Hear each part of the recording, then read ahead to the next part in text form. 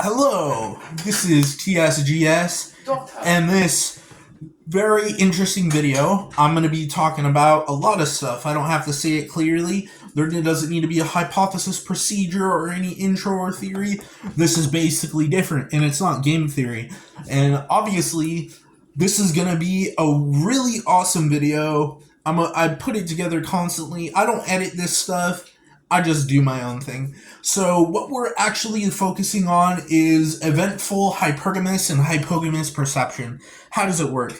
Well, we already know that hypogamous attraction is when a man marries down for looks and tries to get that sexual attraction and stuff towards them.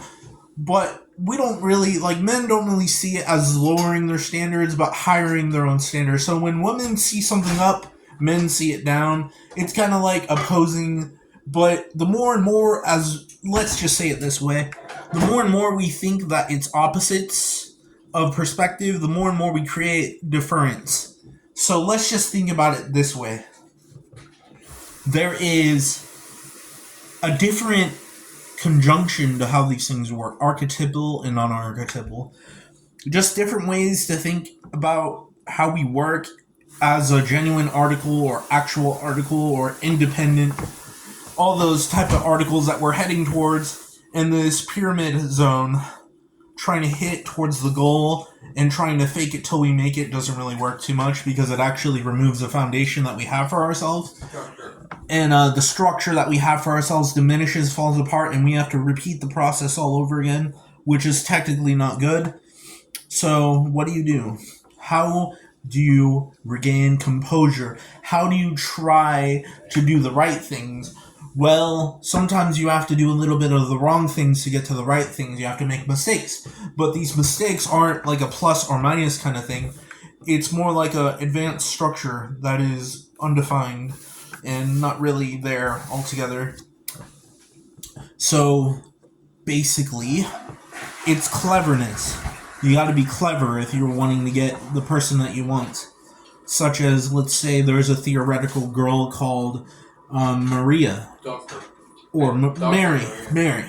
There is a girl named Mary, and you're basically approaching her, but you're in your head. You're an introvert. You can't even speak. You can't even speak that well. Your words are like nothing.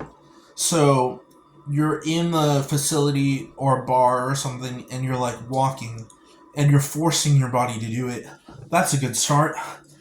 Vulnerability is great, but you have to put a little bit of a front. So when you put a little bit of a front, you're allowing yourself to be there and not be there.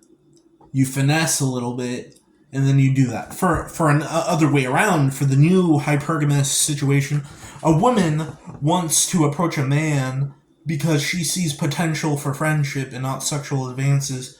And a lot of girls will probably start doing this, probably start the settling area of friendship making.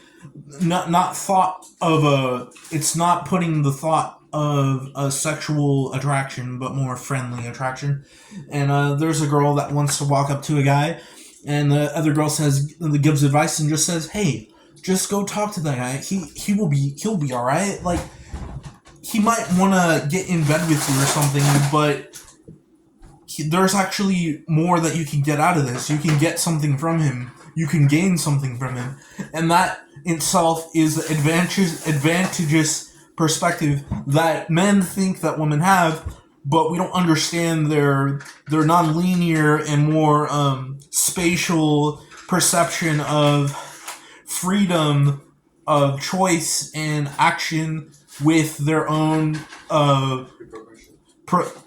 proximity of entanglement.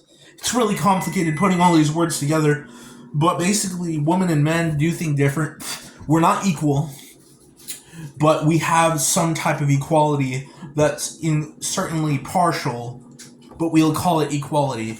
None of us really are equal. Men, women, or all this stuff. Men, animals, females, the sky, earth, moon. We're not all necessarily equal, and we can't create a tied perception to it, but there is more into the eyes of what we perceive as equality in a sense of mathematical proportion and development of mathematics and science. It's kind of like relativistic perception. So I'd say the new type of equality is more relativistic. Why? Because relativity holds everything together. In relativity, you're able to think. I know this is getting into a different topic, but this is a new kind of perspective for relativity. How does this work?